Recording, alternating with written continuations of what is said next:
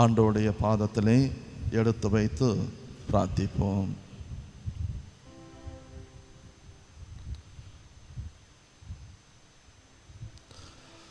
தந்தை மகன் பரிசுத்த ஆவியின் பெயராலே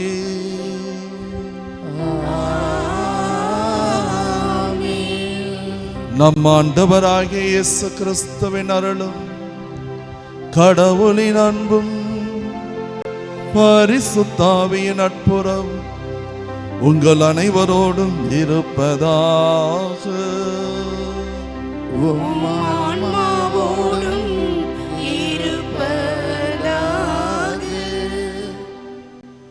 இயேசுவில் அன்பார்ந்த சகோதர சகோதரிகளே,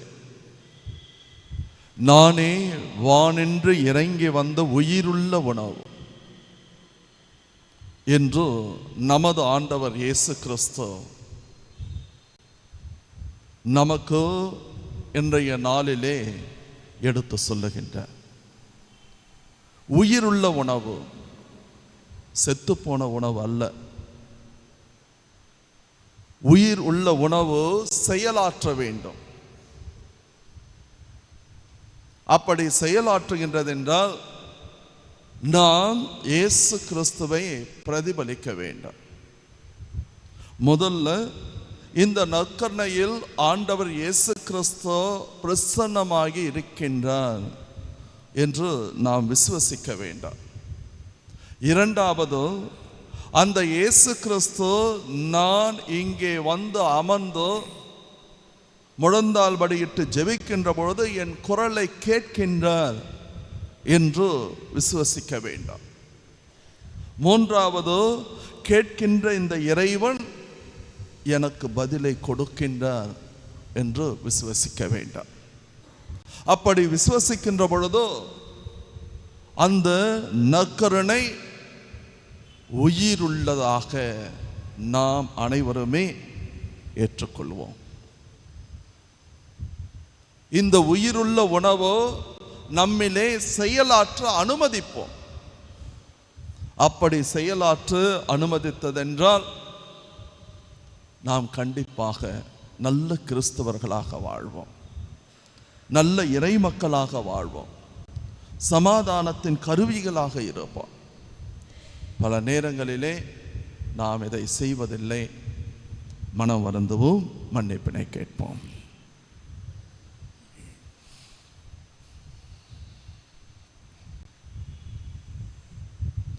எல்லாம் வல்ல இறைவனிடமும் சகோதர சகோதரிகளே உங்களிடமும் நான் பாவி என்று ஏற்றுக்கொள்கிறேன். ஏனெனில் என் சிந்தனையாலும் சொல்லாலும் செயலாலும் கடமையில் தவறியதாலும் பாவங்கள் பல செய்தேன். என் பாவமே, என் பாவமே, என் பெரும் பாவமே. ஆகையால் எப்போதும் கன்னியான புனித மரியாவையும் வான தூதர் புனிதர் அனைவரையும் சகோதர சகோதரிகளே உங்களையும் நம் இறைவனாகிய ஆண்டவரிடம் எனக்காக வேண்டிக் கொள்ள மன்றாடுகிறேன். எல்லாம் உள்ள நித்திய இறைவன் நம் மீது இரக்கம் வைத்து நமது பாவங்களை மன்னித்து நம்மை நித்திய வாழ்வுக்கு அழைத்து செல்வாராக. ஆமென்.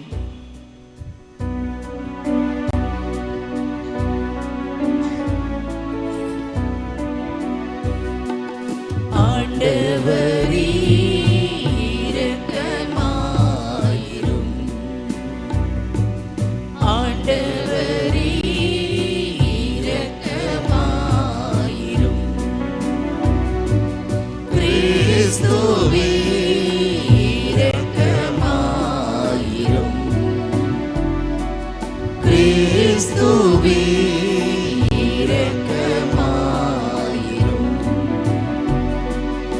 ஆண்டவரே இரக்கமாயிரும். ஆண்டவரே இரக்கமாயிரும்.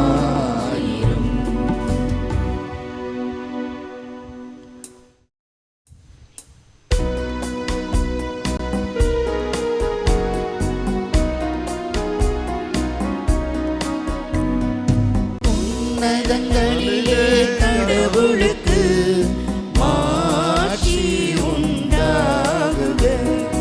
உலகினிலே நல் மனதோருக்கு அமைதியும்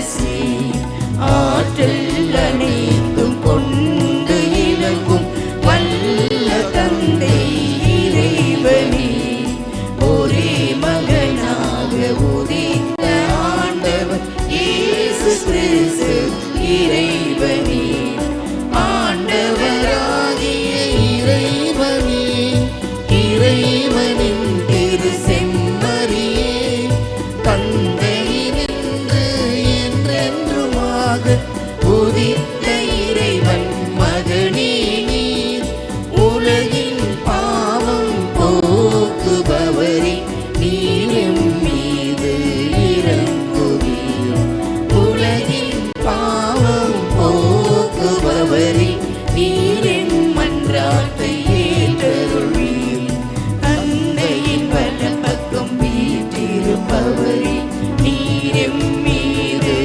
இறங்குவீர் ஏனெனில் இயேசு கிறிஸ்துவே நீர் ஒருவரே தூயவர் நீர் ஒருவரே ஆண்டவர் நீர் ஒருவரே உன்னதர் தூய ஆவியோடு தந்தை இறைவனின் மாட்சியில் இருப்பவர் நீரே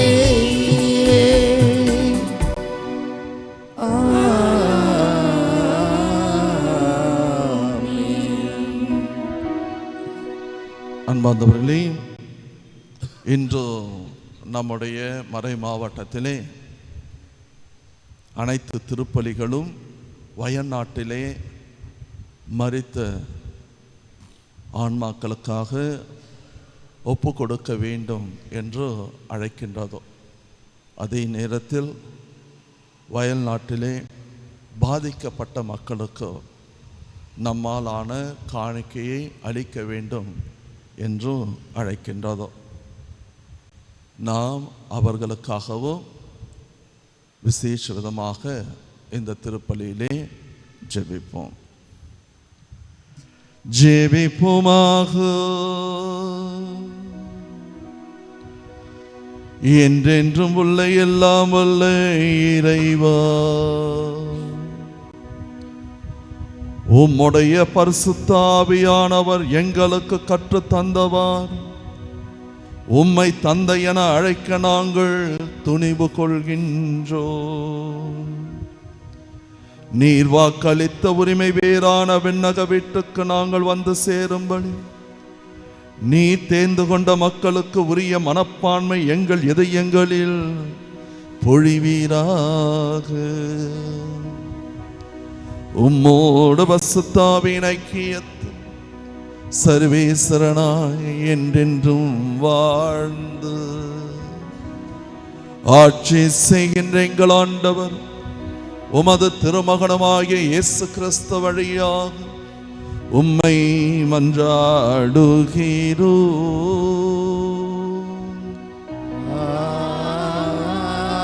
ஆமென்.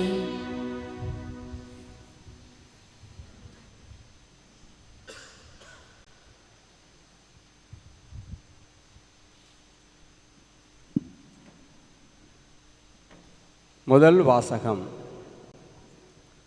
இவ்வுணவினால் வலிமையடைந்த எலியா 40 பகலும் 40 இரவும் நடந்து ஓரேபு என்ற கடவுளின் மலையை அடைந்தார். அரசர்கள் முதல் நூலிலிருந்து வாசகம். அதிகாரம் 19. இறைவனின் உயிருள்ள இறை வார்த்தைகள் 4 முதல் 8 முடிய. அந்நாள்களில் எலியா பாலை நிலத்தில் ஒரு நாள் முழுவதும் பயணம் செய்தார். அங்கே ஒரு சூரை செடியின் அடியில் அமர்ந்து கொண்டிருந்து தாம் சாக வேண்டும் என பின்வருமாறு மன்றாடினார். ஆண்டவரே, நான் வாழ்ந்தது போதும், என் உயிரை எடுத்துக்கொள்ளும். நான் என் மூதாதையரை விட நல்லவன் அல்ல. பின்னர் அச்சூரை செடியின் அடியில் அவர் படுத்துறங்கினார். அப்பொழுது வானதூதர் அவரை தட்டி எழுப்பி, எழுந்து சாப்பிடு என்றார். அவர் கண் விழித்து பார்க்கையில், இதோ தண்ணீரில் சுட்ட ஒரு அப்பமும் ஒரு குவளையில் தண்ணீரும் தம் தலைமாட்டில் இருக்க கண்டார். அவற்றை அவர் உண்டு பருகிய பின் திரும்பவும் படுத்து கொண்டார். ஆண்டவரின் தூதர் 2ஆம் முறை வந்து அவரை தட்டி எழுப்பி, எழுந்து சாப்பிடு, ஏனெனில் நீ நீண்ட பயணம் செய்ய வேண்டும் என்றார். அப்பொழுது அவர் எழுந்து உண்டு பருகினார். அவ்வுணவினால் வலிமையடைந்த அவர் 40 பகலும் 40 இரவும் நடந்து ஓரேபு என்ற கடவுளின் மலையை அடைந்தார்.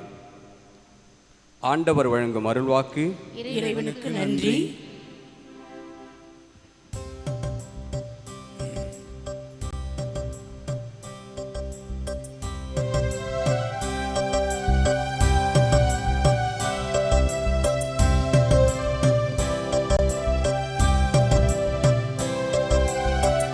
ஆண்டவரை நான் போற்றிடுவேன் என்றும், ஆண்டவரை நான் போற்றிடுவேன், ஆண்டவரை நான் போற்றிடுவேன் என்றும், ஆண்டவரை நான் போற்றிடுவேன்.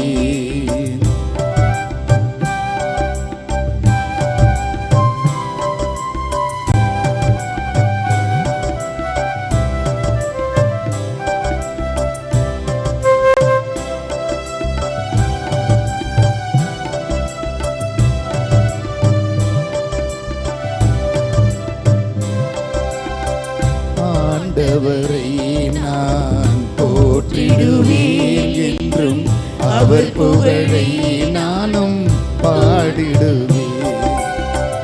ஆண்டவரை நான் போற்றிடுவேன் என்றும், அவர் புகழை நானும் பாடிடுவேன். என் ஆன்மா அவரில் பெருமை கொள்ளும்,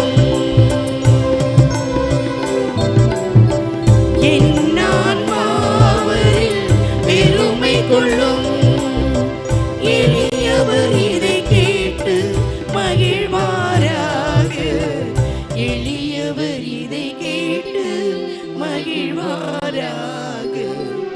ஆண்டவரை நான் போற்றிடுவேன் என்றும், ஆண்டவரை நான் போற்றிடுவேன்.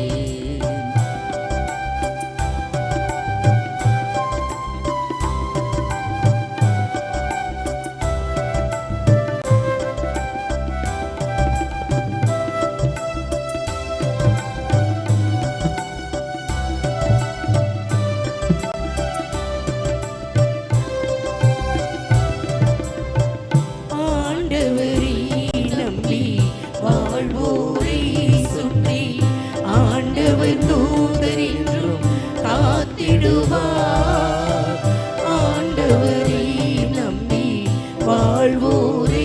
சுற்றி, ஆண்டவர் தூதர் என்றும் காத்திடுவார். ஆண்டவர் எவ்வளவோ இனியவரே, ஆண்டவர் எவ்வளவோ இனியவரே. சுவைத்து பாருங்கள், சுவைத்து பாருங்கள், ஆண்டவர் எவ்வளவோ இனியவரே என்று. ஆண்டவரை நான் போற்றிடுவேன் என்றும், ஆண்டவரை நான் போற்றிடுவேன், ஆண்டவரை நான் போற்றிடுவேன் என்றும், ஆண்டவரை நான் போற்றிடுவேன்.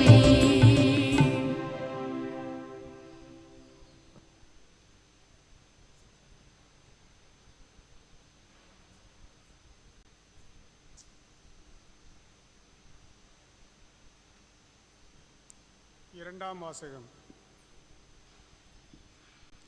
கிறிஸ்து உங்களிடம் அன்பு கூர்ந்தது போல நீங்களும் அன்பு கொண்டு வாழுங்கள். திருத்தூதர் பவுல் எபேசியருக்கு எழுதிய திருமுகத்திலிருந்து வாசகம். அதிகாரம் 4, இறைவார்த்தைகள் 30 மற்றும் 5:2. சகோதர சகோதரிகளே, கடவுளின் தூய ஆவியாருக்கு துயரம் வருவிக்காதீர்கள். மீட்பு நாளை முன்னிட்டு உங்கள் மீது பொறிக்கப்பட்ட முத்திரையாக அவர் இருக்கிறார். மனக்கசப்பு, சீற்றம், சினம், கூச்சல், பழிச்சொல் எல்லாவற்றையும், தீமை அனைத்தையும் உங்களை விட்டு நீக்குங்கள். ஒருவருக்கொருவர் நன்மை செய்து பரிவு காட்டுங்கள். கடவுள் உங்களை கிறிஸ்து வழியாக மன்னித்தது போல நீங்களும் ஒருவரை ஒருவர் மன்னியுங்கள். ஆகவே நீங்கள் கடவுளின் அன்பார்ந்த பிள்ளைகளாய் அவரை போல் ஆகுங்கள். கிறிஸ்து உங்களுக்காக தம்மை நறுமணம் வீசும் பலியும் காணிக்கையுமாக கடவுளிடம் ஒப்படைத்து உங்களிடம் அன்பு கூர்ந்தது போல நீங்களும் அன்பு கொண்டு வாழுங்கள். இது ஆண்டவர் வழங்கும் அருள்வாக்கு. இறைவனுக்கு நன்றி.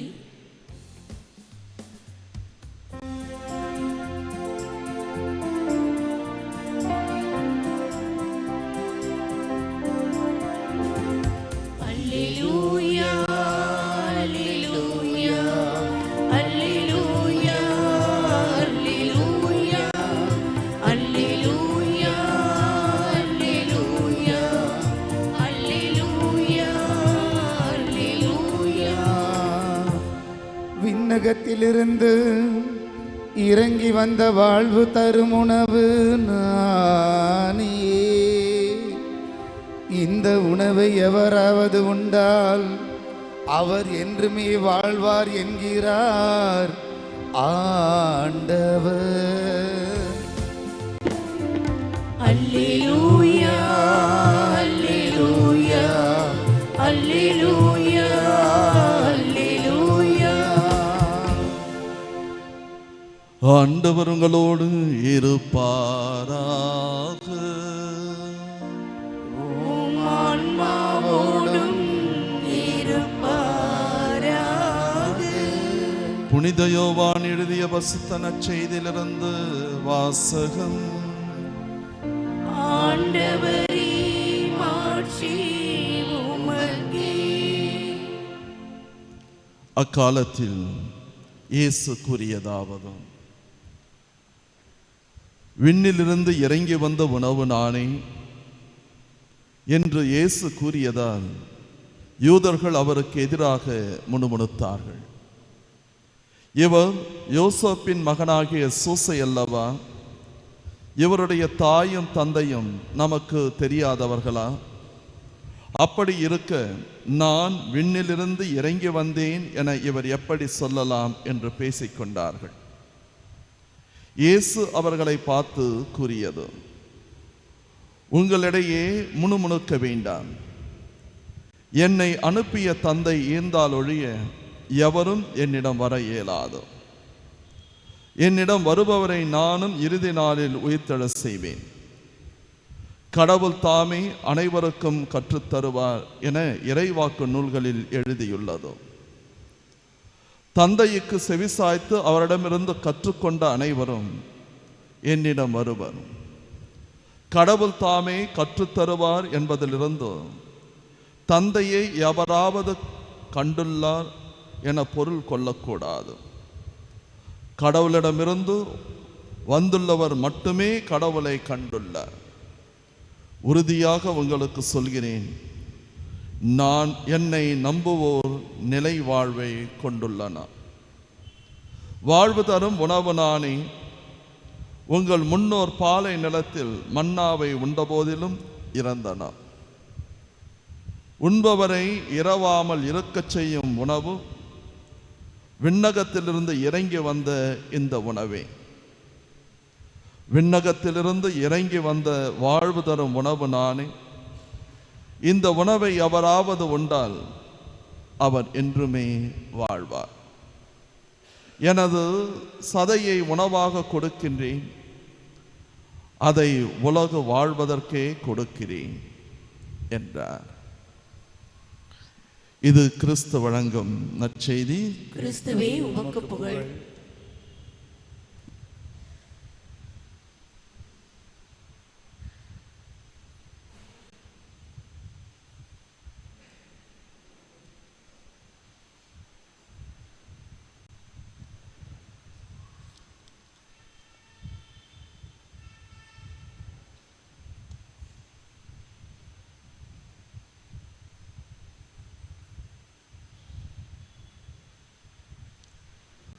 இறை இயேசுவில் அன்பார்ந்த சகோதர சகோதரிகளே, ஒரு அரசனுக்கு 3 பெண் பிள்ளைகள் இருந்தார்கள். அந்த அரசன் அந்த 3 பிள்ளைகளையும் அளவுக்கு அதிகமாகவே அன்பு செய்து கொண்டிருந்தார். ஒரு நாள் அவன் அந்த பெண் பிள்ளைகளோடு குழந்தைகளோடு பேசிக் கொண்டிருக்கின்ற பொழுது ஒரு கேள்வி கேட்டான். இதோ நீங்கள் 3 பேர் இருக்கின்றீர்கள், உங்கள் அனைவருக்குமே நன்றாக தெரியும், உங்களை நான் அளவுக்கு அதிகமாகவே அன்பு செய்து கொண்டிருக்கின்றேன். என்னை நீங்கள் அன்பு செய்கின்றீர்களா என்று ஒரு கேள்வியை கேட்டார். உடனே மூத்த மகள் சொன்னாள், அப்பா, இந்த உலகத்திலேயே உயர்ந்ததாக மதிப்புள்ளதாக எதை நீங்கள் கருதுகின்றீர்கள்? வைரங்கள், வைடூரியங்கள், அதைவிட அதிகமாக நான் உங்களை அன்பு செய்கின்றேன் என்று அவள் பதில் சொன்னார். இதை கேட்டவுடனே அரசனுக்கு ஒரே சந்தோஷம். கட்டி பிடித்து முத்தம் செய்து அவளுக்கு பரிசுகளை கொடுத்தார். 2வது மகள் இடத்திலே அதே கேள்வி கேட்கப்பட்டது. அப்பா, உலகத்தில் அனைத்து மக்களாலும் விரும்பப்படுவது தங்கம், பொன். அது விலை உயர்ந்ததாக எல்லா மனிதர்களுக்குமே தெரிகின்றது. அதுபோல நான் உங்களை அன்பு செய்கின்றேன். நீங்கள் எப்பொழுதுமே எனக்கு தங்கம் போன்றவர்கள் என்று 2வது மகள் சொன்னார். அதை கேட்டவுடனே அப்பாவுக்கு இன்னும் சந்தோஷம். அந்த மகளையும் கட்டி பிடித்தார், முத்தம் செய்தார், பரிசுகளை கொடுத்தார். 3வது மகளை பார்த்து இதே கேள்வியை கேட்டார். நீ என்னை அன்பு செய்கின்றாயா மகளே என்று. அந்த பெண் சொன்னால், ஆமாம்ப்பா, உங்களை நான் அன்பு செய்கிறேன். எந்த அளவுக்கு நீ என்னை அன்பு செய்கின்றாய்? அவள் ஒரு நிமிடம் கூட யோசிக்கவில்லை. உப்பு எவ்வளவு முக்கியமோ அதுபோல உப்பு போல உங்களை அன்பு செய்கின்றேன். உப்பு போல அன்பு செய்றியா அப்படின்ட்டு அப்பாவுக்கு ஆச்சரியம். ஆமாப்பா, உப்பு போல நான் உங்களை அன்பு செய்கின்றேன். செம கோபம். கோபத்திலே அந்த மகளை திட்டி அனுப்பி விடுகின்றார். எந்த பரிசும் கிடைக்கவில்லை. அந்த பொண்ணு அழுதுகிட்டே கவர்மெண்ட் போயிட்டா. இந்த செய்தியானதோ அந்த அரண்மனையிலே அனைவருக்கும் பரவுகின்றதோ.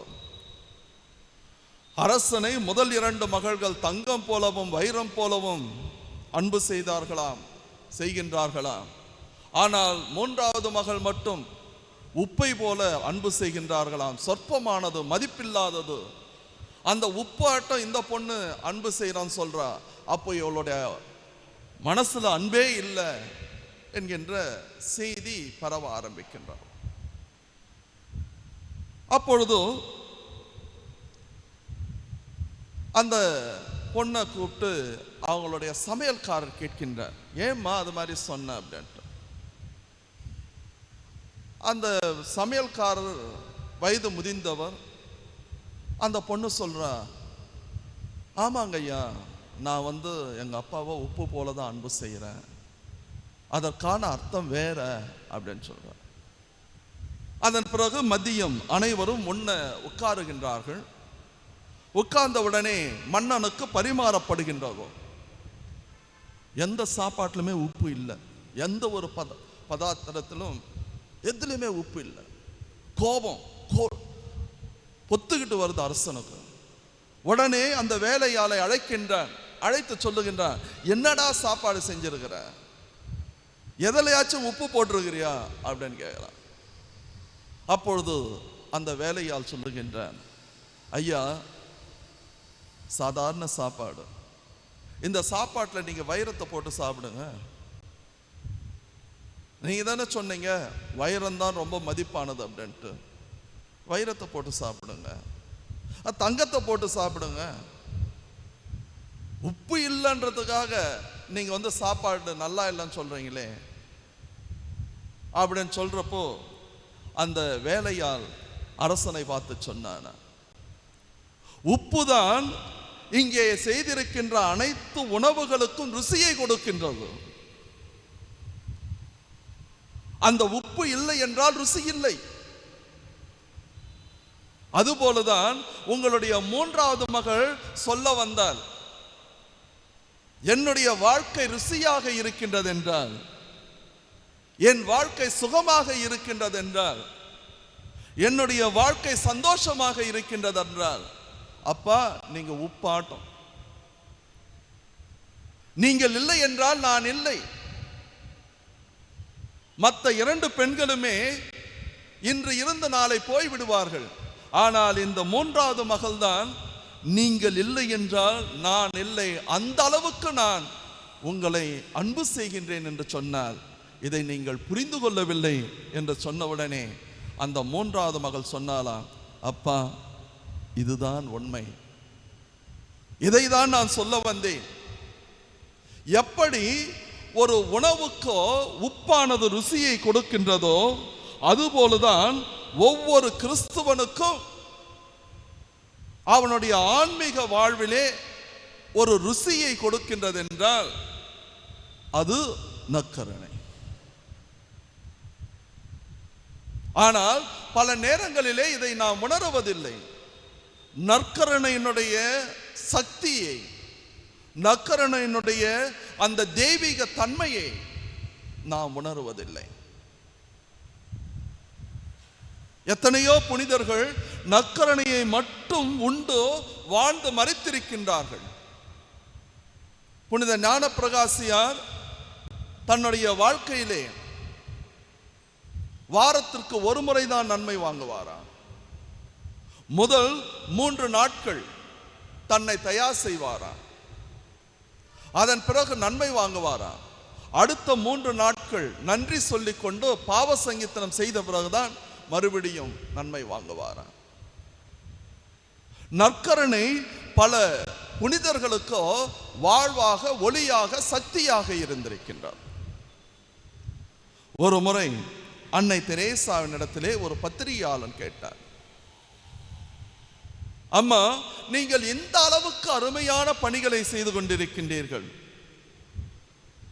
தொழுநோயாளர்களை தொடுகின்றீர்கள், புண்களை கழுவுகின்றீர்கள், அழுக்கானவர்களை குளிப்பாட்டுகின்றீர்கள், பாசத்தோடு அருவருப்பானவர்கள் பக்கத்தில் அமர்ந்து கொண்டு பேசுகின்றீர்கள், இவ்வளவு அன்பாக இருக்கின்றீர்களே, எப்படி உங்களால் முடிகின்றதோ? இந்த சக்தி எங்கிருந்து உங்களுக்கு கிடைக்கின்றதோ? ஏனென்றால் எங்களை போன்ற மனிதர்கள் தான் நீங்களும், ஆனால் எங்களால் செய்ய முடியவில்லையே என்று சொன்ன பொழுது அன்னை தெரேசால் அந்த பத்திரிகையாளனை என் கூட வர்றீங்களா அப்படின்னு கூட்டின்னு போனாங்க. கூட்டின்னு போயிட்டு அவங்களுடைய கோயிலில் நிற்க வச்சு சொன்னாங்களா, இதோ எனக்கு சக்தியை கொடுப்பது இந்த நற்கருணை தான். நான் சாதாரணமானவள், என்னாலேயும் தொட முடியாது, என்னாலேயும் செய்ய முடியாது. ஆனால் இந்த நற்கருணையிலே இருக்கின்ற அந்த இயேசு கிறிஸ்து தொழுநோயாளர்களை தொட்டிருக்கின்றார். அந்த இயேசு கிறிஸ்து தான் எனக்கு அந்த சக்தியை கொடுத்திருக்கின்றார். அவர் தொட்ட பிறகோ, அவர் செய்த பிறகோ நான் எப்படி செய்யாமல் இருப்பேன்? என்னுடைய பணிகளுக்கெல்லாம் மூல காரணம் பரம சக்தி வேறு ஒன்றுமல்ல, நற்கருணை என்று சொன்னார்களா.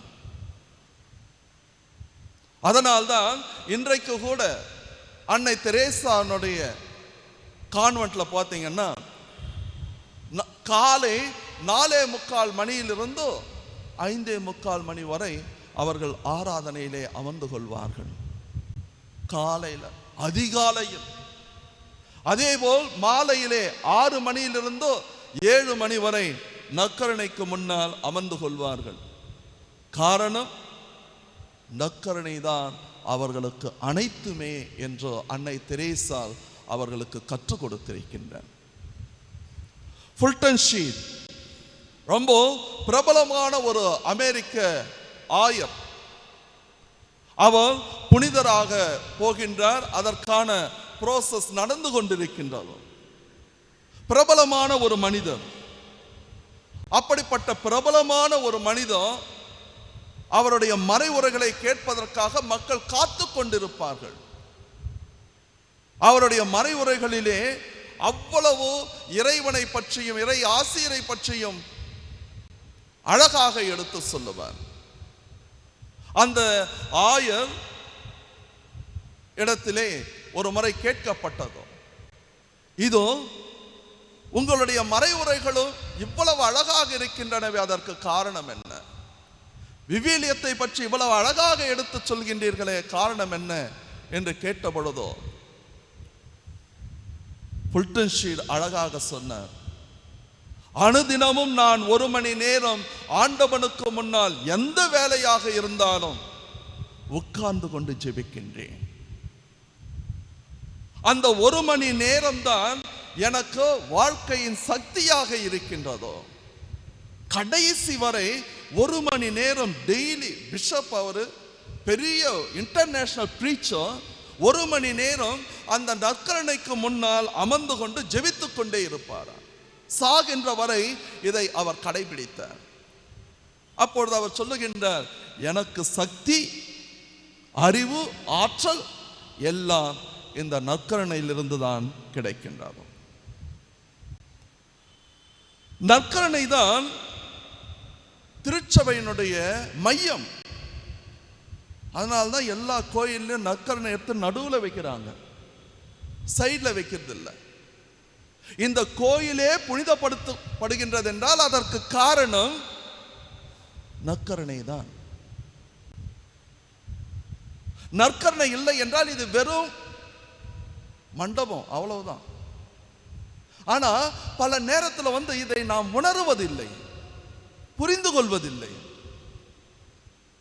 மாதாவுக்கு நம்ம மரியாதை செலுத்தணும் இல்லைன்னு சொல்லல, அந்தோனியாருக்கு மரியாதை செலுத்தணும் இல்லைன்னு சொல்லல, ஆனால் நற்கருணை தான் மையம்.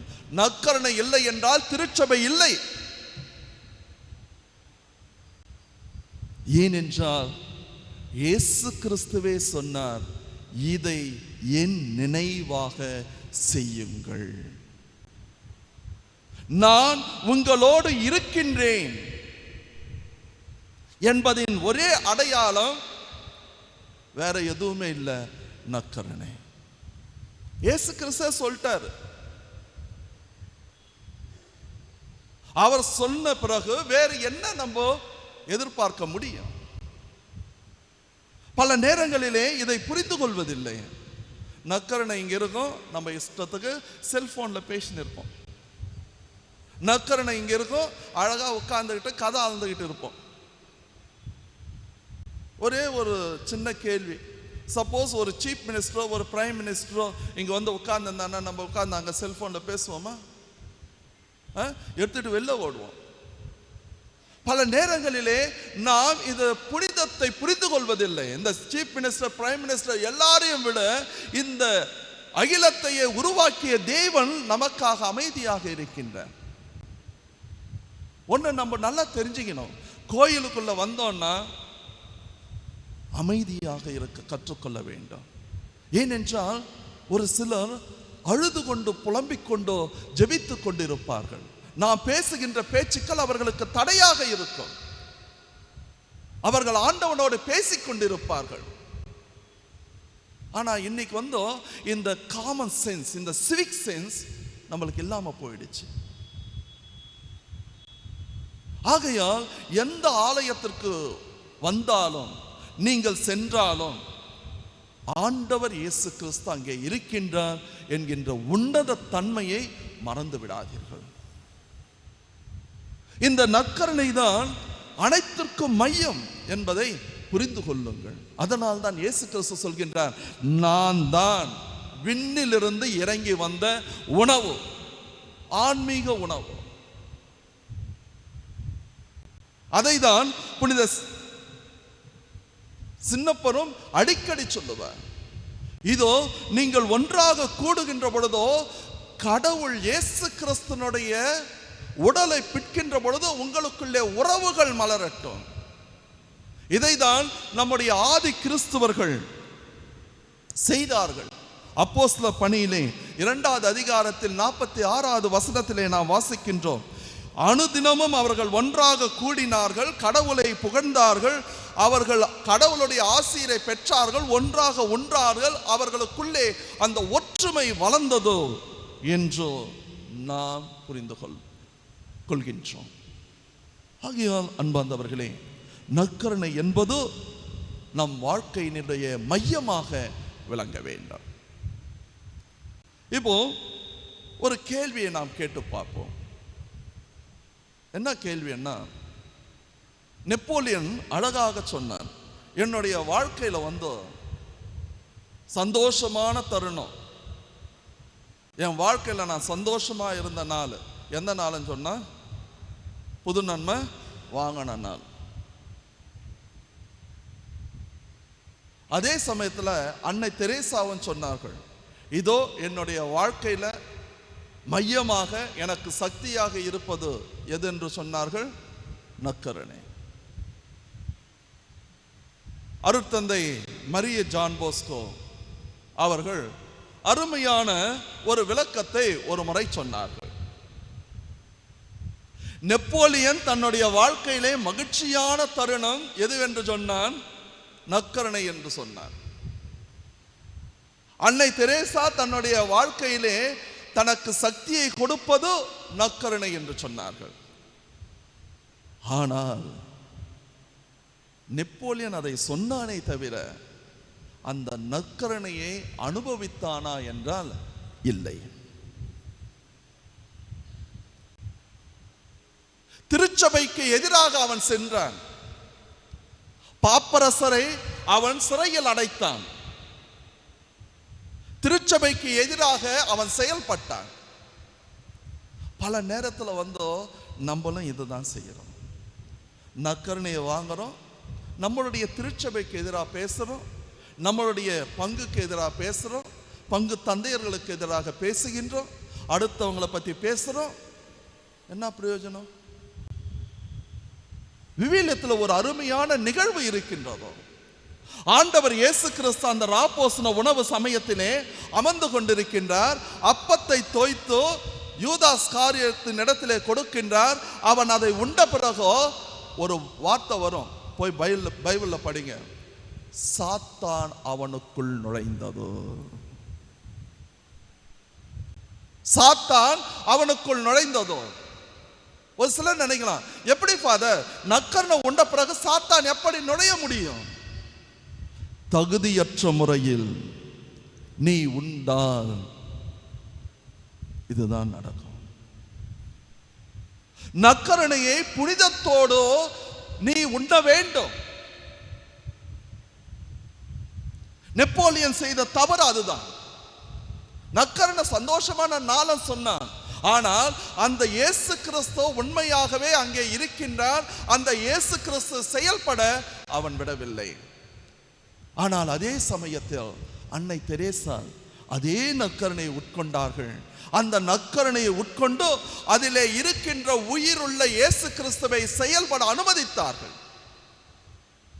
அதனால்தான் அவர்கள் ஒரு புனிதையாக மாறினார்கள். ஆகையால் அன்பார்ந்தவர்களே, இன்று நாம் அனைவரும் அந்த நற்கருணை செயல்பட அனுமதிப்போம். இன்றைய முதல் வாசகம் அருமையான ஒரு வாசகம். எலியாஸ் இறைவாக்கினுடைய வாழ்க்கையிலே நடக்கின்ற அந்த நிகழ்ச்சி. இதோ அவர் அந்த 400 மத குருக்களை சாகடித்து விட்ட பிறகு அவர் விரட்டப்படுகின்றார். அவருடைய உயிரை கொள்வதற்காக விரட்டப்படுகின்றார். அப்படி விரட்டப்படுகின்ற பொழுதோ சமணசானவர் அந்த இறைவாக்கினருக்கு உணவை கொடுக்கின்றார். கொடுத்து சொல்லுகின்றார், நீ இன்னும் வாழ வேண்டும், எனக்கு சாட்சியம் பகர வேண்டும் என்று சொல்லி எழுந்து சாப்பிடு.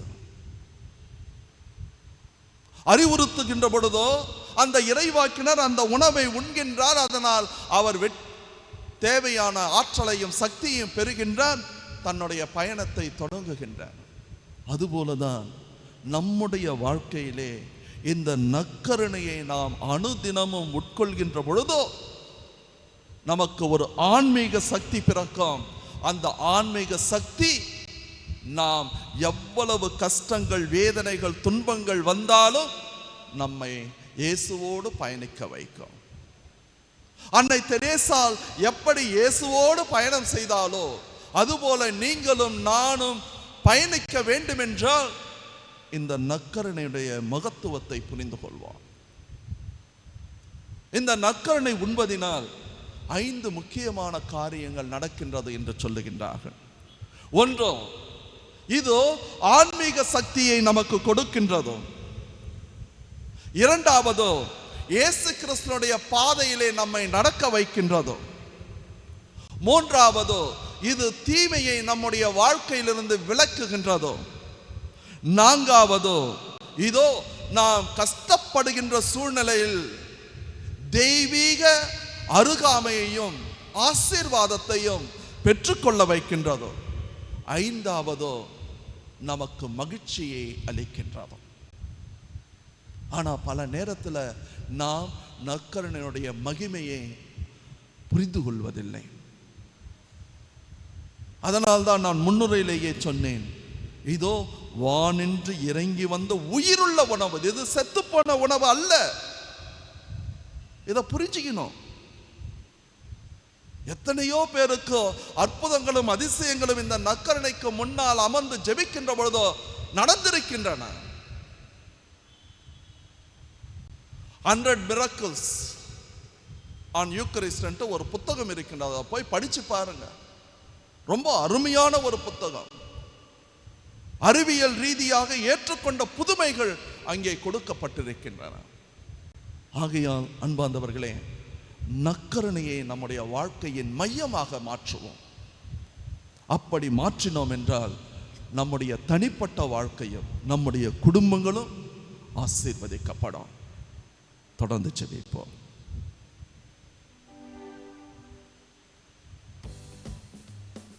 அனைவரும் எழுந்து நிற்போம்.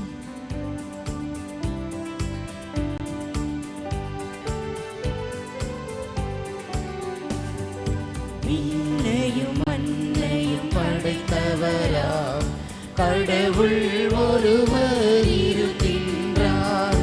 தந்தை, மகன், தூய ஆவியராய் ஒன்றாய் வாழ்வோரை நம்புகிறேன்.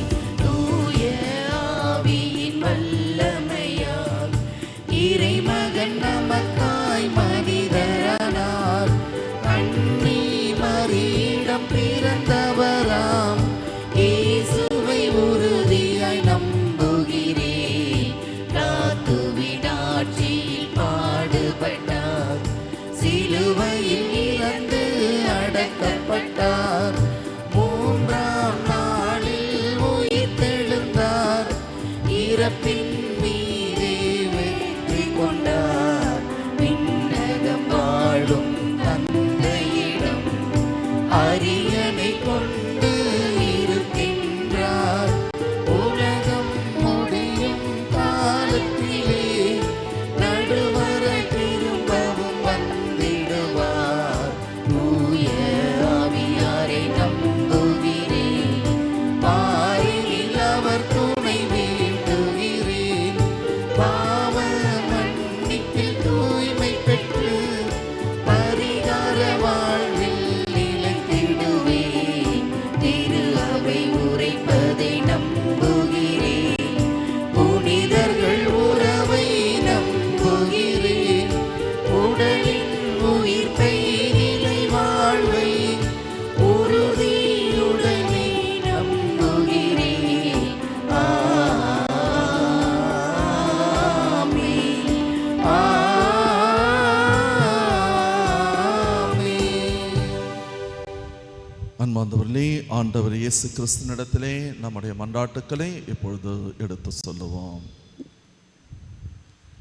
தாயும் தந்தையுமான இறைவா, இறையாட்சி பணிக்கு தேர்ந்தெடுத்து அனுப்பப்பட்ட அனைத்து இறை பணியாளர்களும் நற்சிந்தனையோடு மக்களை நல்வழியில் நடத்த தூய ஆவியாரின் அருள் பொழிவை உறுதியோடு ஏற்று இறைப்பணியில் உயர்ந்து நிற்க அருள் புரியுமாறு இறைவா உம்மை மன்றாடுகிறோம். ஆண்டவரே, எங்கள் மன்றாட்டை கேட்டருளும்.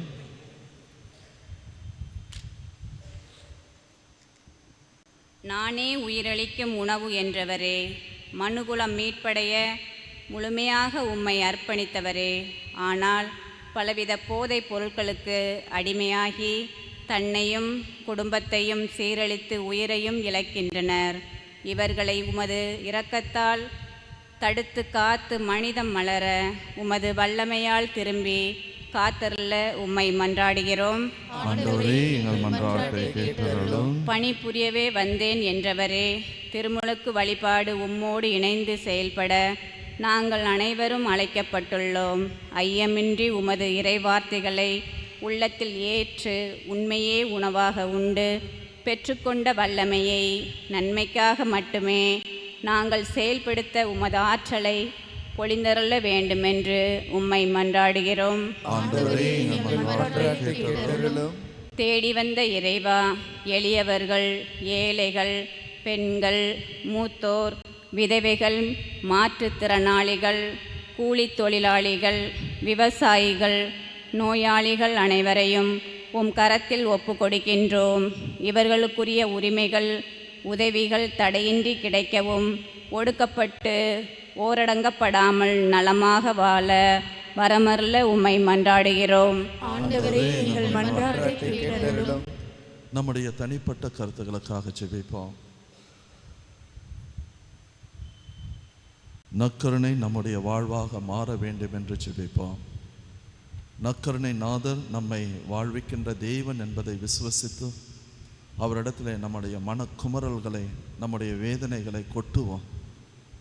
கண்டிப்பாக அந்த தேவன் நம்முடைய கூக்குரலை கேட்பார். இவை அனைத்தையும் எங்கள் ஆண்டவராகிய இயேசு கிறிஸ்து வழியாக உம்மை மன்றாடுகின்றோம். ஆமென். அன்பார்ந்தவர்களே, இன்று எடுக்கப்படுகின்ற காணிக்கையானது பங்கிற்கு எடுத்துக்கொள்ளப்பட மாட்டாது. வயநாட்டிலே பாதிக்கப்பட்டவர்களுக்கு அனுப்பப்படும். ஆகையால் தாராள உள்ளத்தோடு உதவும்படி உங்களை அன்போடு கேட்டுக்கொள்கின்றோம்.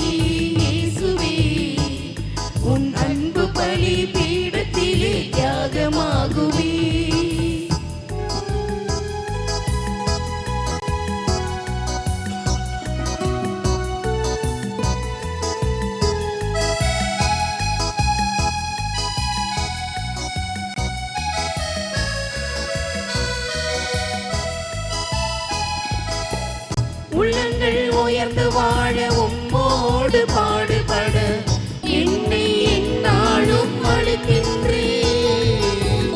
உள்ளங்கள் உயர்ந்து வாழ உம்மோடு பாடுபட என்னை எந்நாளும் அழைக்கின்றேன்.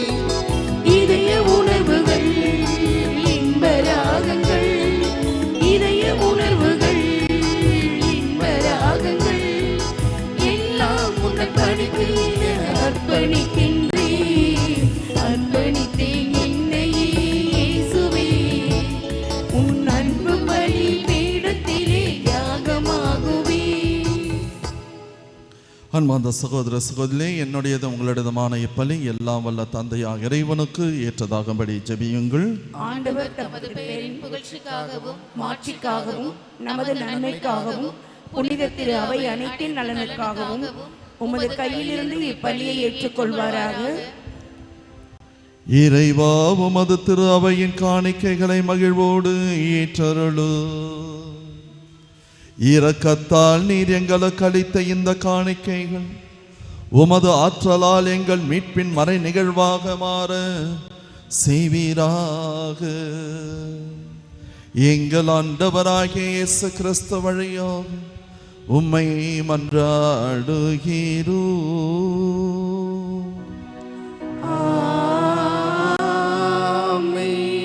ஆண்டவர் உங்களோடு இருப்பாராக.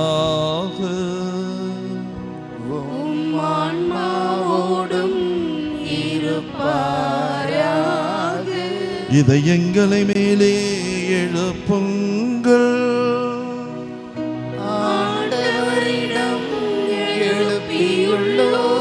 நம் இறைவனாகிய ஆண்டவருக்கு நன்றி கூறுவோம்.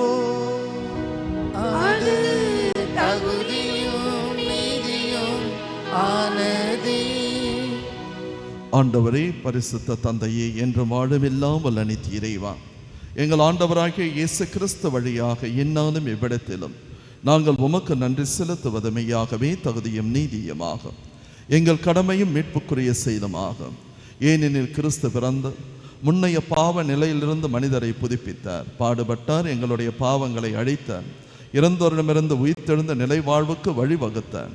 தந்தையே, அவர் உம்மிடம் விண்ணேறி வந்து விண்ணகத்தின் கதவுகளை திறந்து வைத்தார். ஆகவே வானதோதர் அணிகளோடும் புனிதரின் பெருந்திரளோடும் நாங்களும் சேர்ந்து உமக்கு புகழ்ச்சி பணி செய்து முடிவின்றி பாடுவதாவதோ.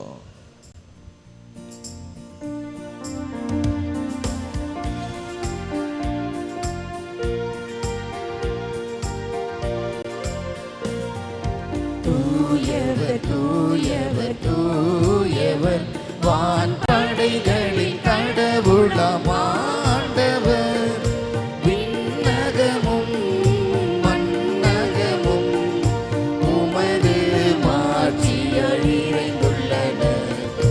உன்னதங்களிலே ஓசன்னா, உன்னதங்களிலே ஓசன்னா. ஆண்டவர் பெயரால் வருகிறவர் ஆசி பெற்றவரே. உன்னதங்களிலே ஓசன்னா, உன்னதங்களிலே ஓசன்னா. வானக தந்தையே, நீர்மையாகவே தூயவர், தூய்மை அனைத்திற்கும் ஊற்றும். ஆகவே உம்முடைய பசுத்த ஆவியை பொழிந்து இக்காணிக்கைகளை புனிதப்படுத்த வேண்டும் என உம்மை வேண்டுகின்றோம். இவ்வாறு எங்கள் ஆண்டவர் இயேசு கிறிஸ்துவின் உடலும் இரத்தவுமாக எங்களுக்கு இவை மாறுபனவாக. அவர் பாடுபட மனமுவந்து தம்மை கையளித்த பொழுதும் அப்பத்தை எடுத்து நன்றி செலுத்தி அதை பிட்டு தம்முடைய சீடர்களுக்கு அளித்து அவர் கூறியதாவது: அனைவரும் இதிலிருந்து பெற்று உண்ணுங்கள், ஏனெனில் இது உங்களுக்காக கையளிக்கப்படும் என் உடல்.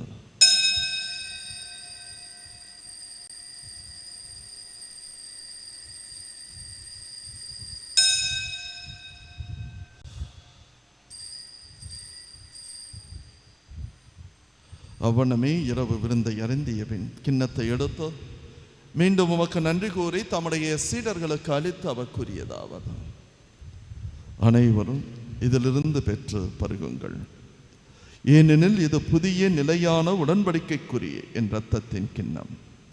இது பாவ மன்னிப்புக்கென்று உங்களுக்காகவும் பலருக்காகவும் சிந்தப்படும். இதை என் நினைவாக செய்யுங்கள்.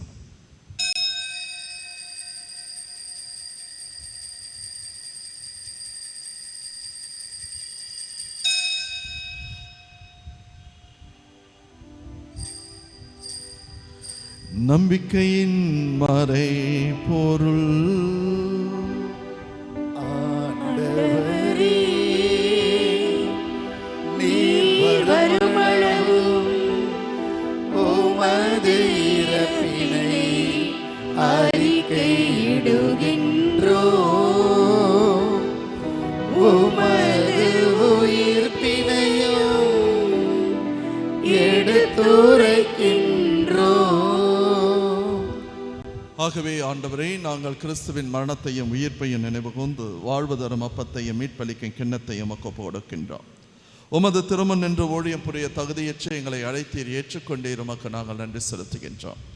மேலும் கிறிஸ்துவின் உடலிலும் இரத்தத்திலும் பங்கு கொள்ளும் எங்களை பரிசுத்த ஆவி ஒன்று சேர்க்க வேண்டும் என உம்மை தாழ்மையுடன் மன்றாடுகின்றோம். ஆண்டவரே, உலகெல்லாம் பரவரும் உம்முடைய திருச்சபையை கண்ணோக்கும். சிறப்பாக எங்களுடைய திருத்தந்தை பிரான்சிஸ், எங்கள் ஆயர் ஜார்ஜ், எல்லா திருநிலையினர் ஆகிய அனைவரோடு உமது திருச்சபை அன்பில் நிறைவு பெற செய்திடலாம். மேலும் உயிர்த்தெழும் எதிர்நோக்குடன் துயில் கொள்கின்ற எங்களுடைய சகோதர சகோதரிகளையும் இறந்தோர் அனைவரையும் இரக்கத்துடன் நினைவு கூர்ந்து உமது திருமுக ஒலியினுள் ஏற்றலாம். எங்கள் அனைவர் மீதும் இரக்கமாயிரம். அன்புள்ள இயேசப்பா, இதோ நீர் உயிருள்ள கடவுள், எங்களோடு வாழ்கின்ற கடவுள், எங்களுக்காக இந்த நற்கருணையிலே காத்து கொண்டிருக்கின்ற கடவுள் என்பதை நாங்கள் உணர்ந்து கொள்ளவும், உம்மிடத்திலே எங்களை நாங்கள் அர்ப்பணிக்கவும் எங்களுக்கு சக்தியையும் ஆற்றலையும் அறிவையும் புத்தியையும் தந்தரலாம்.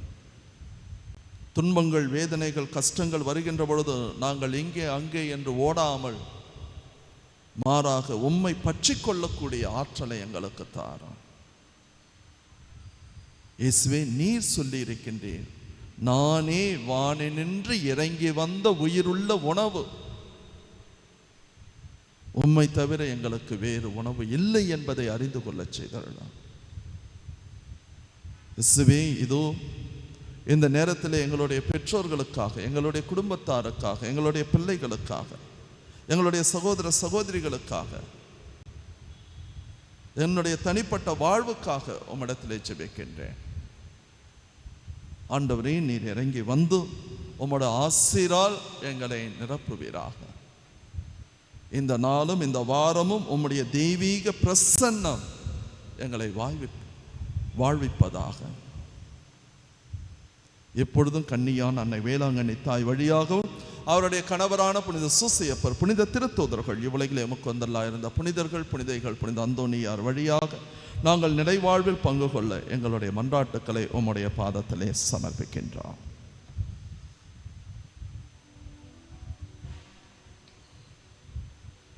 இவ வழியாக இவரோடு இவரில் எல்லாம் வல்ல இறைவனாகிய தந்தையே, பரிசுத்த ஆவியின் ஐக்கியத்தில் எல்லா புகழும் ஆட்சியும் என்றென்றும் உமக்கு உரியதே.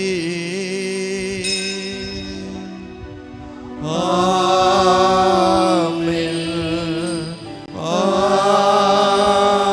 ஆமென். ஆமென். மீட்பரின் கட்டளையால் கற்பிக்கப்பட்டு தேவ படிப்பினையால் பயிற்சி பெற்ற நாம் துணிந்து பாடுவோம். விண்ணுலகில் இருக்கின்ற எங்கள் தந்தையே, உமது பெயர் தூயது என போற்ற பெருக, உமது ஆட்சி வருக, உமது திருவுளம் விண்ணுலகில் நிறைவேறுவது போல மண்ணுலகிலும் நிறைவேறுக. எங்கள் அன்றாட உணவை இன்று எங்களுக்கு தாரும். எங்களுக்கு எதிராக குற்றம் செய்வோரை நாங்கள் மன்னிப்பது போல எங்கள் குற்றங்களை மன்னியும். எங்களை சோதனைக்கு உட்படுத்தாதேயும், தீமையிலிருந்து எங்களை விடுவித்தருளும்.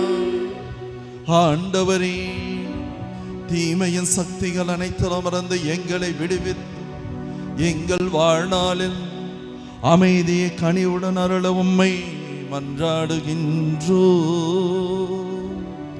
உமது இரக்கத்தின் உதவியா நாங்கள் பாவத்தில் இருந்து எப்பொழுதும் விடுதலை பெற்று யாதொரு கலக்கவுமின்றி நலமாயிருப்போமாக. நாங்கள் எதிர்நோக்கிருக்கும் பேரின்பத்திற்காக எம் மீட்பராகிய இயேசு கிறிஸ்துவின் வருகைக்காகவும் காத்து இருக்கின்றோ. ஏனெனில் ஆட்சியும் வல்லமையும் மாட்சியும் என்றென்றும் உமதே. ஆண்டவராகிய இயேசு கிறிஸ்துவே, அமைதியை உங்களுக்கு விட்டுச் செல்கிறேன், என் சமாதானத்தை உங்களுக்கு அளிக்கிறேன் என்று உம்முடைய திருத்தூதர்களுக்கு மொழிந்தீரேன். எங்கள் பாவங்களை பாராமல் உம்முடைய திருச்சபையின் விசுவாசத்தை கண்ணோக்கி உமது திருவுளத்திற்கேற்ப அதற்கு அமைதியையும் ஒற்றுமையையும் எங்கள் உள்ளங்களுக்கு நிம்மதியையும் மகிழ்ச்சியையும் சந்தோஷத்தையும் சமாதானத்தையும் அளித்தல்வீராக. என்றென்றும் வாழ்ந்து ஆட்சி செய்கின்றவர் நீரே. ஆண்டவருடைய அமைதி உங்களோடு என்றும் இருப்பதாக, உம் ஆன்மாவோடும் இருப்பதாக. இறைமகன் இயேசு கிறிஸ்து நமக்கு கொடுக்கின்ற அமைதியை சமாதானத்தை நாம் மற்றவர்களோடு பகிர்ந்து கொள்வோம். சமாதானம்.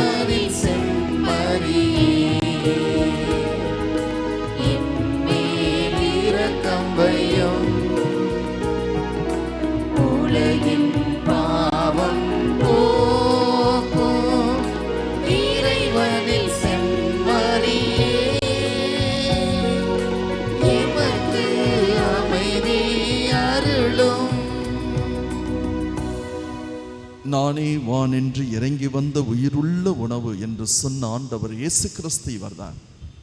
இன்று நாம் வாழ்வு பெறும் பொருட்டு தன்னையே அர்ப்பணிக்கின்றார். உலகின் செம்மறியும் இவர்தான். இவருடைய விருந்திற்கு நம்மை பெயர் சொல்லி அழைக்கின்றார். அழைக்க பெற்ற நாம் பெயர் பெற்றவர்களே, ஆண்டவரே, நீர் இல்லத்தில் எழுந்தருள நான் தகுதியற்றவள். ஆனால் ஒரு வார்த்தை மட்டும் சொல்லியருளும், எனது ஆன்மா நலமடையும். இயேசு கிறிஸ்துவின் திருவுடலும் இரத்தமும் என்னை காத்து நித்திய வாழ்வு அளிப்பதா.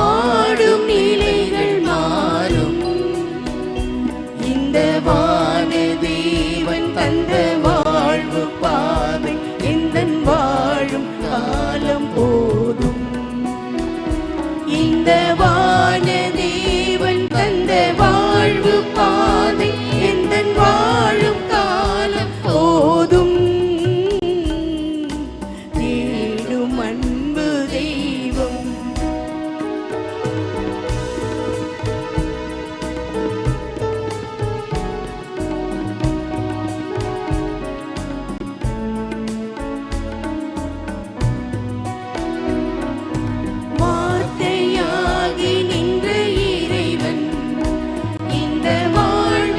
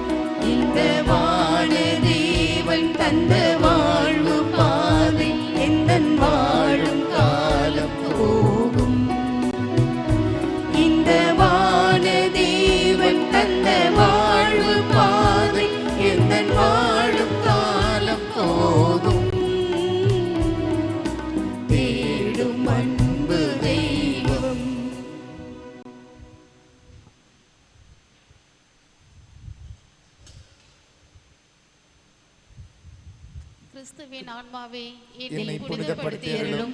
கிறிஸ்துவின் திருவுடலே என்னை மீட்டருளும். கிறிஸ்துவின் திரு இரத்தமே எனக்கு எழுச்சியூட்டியருளும். கிறிஸ்துவின் விழாவிலிருந்து வழிந்தோடிய தண்ணீரே என்னை கழுவியருளும். கிறிஸ்துவின் பாடுகளே என்னை தேற்றியருளும். ஓ நல்ல இயேசுவே, எனக்கு செவிசாய்த்தருளும். உம் திருக்காயங்களுள் என்னை மறைத்தருளும். உம்மிடமிருந்து என்னை பிரியவிடாதேயும். தீய பகைவரிடமிருந்து என்னை காத்தருளும். எனது இறப்பின் வேளையில் என்னை அழைத்தருளும். உம்மிடம் வர எனக்கு கட்டளையிட்டருளும். உம் புனிதர்களோடு எக்காலமும் உம்மை புகழச் செய்தருளும். ஆமென். ஜெபிப்போமாக. ஆண்டவரே, நாங்கள் உட்கொண்ட இத்திருவுணவு எங்களை உம்மோடு ஒன்றிக்கச் செய்து எங்களுக்கு மீட்பு அளிப்பதாக. அது எங்களை உமது உண்மையின் ஒளியில் உறுதிப்படுத்த செய்வீராக. எங்கள் ஆண்டவராகிய இயேசு கிறிஸ்து வழியாக உம்மை மன்றாடுகிறோ.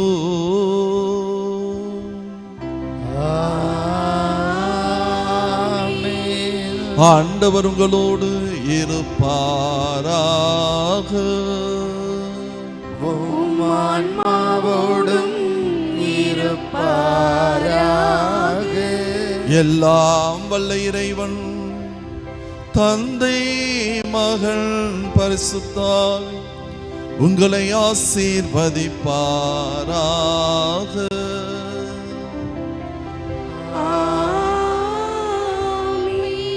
சென்று வாழுங்கள், திருப்பலி நிறைவேறிற்று.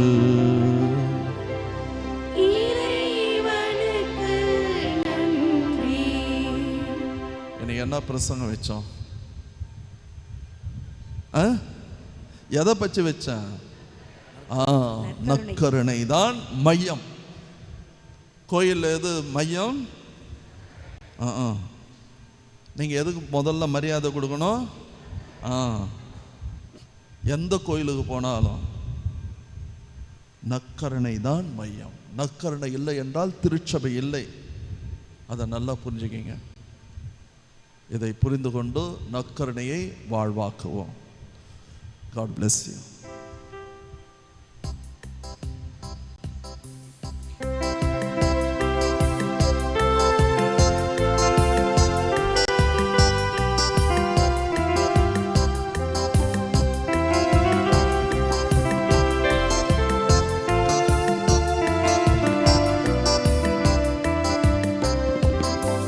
வண்டோகராணி வையகராணி மண்மீதிலே பூரித மகனி. வண்டோகராணி வையகராணி மண்மீதிலே பூரித மகனி.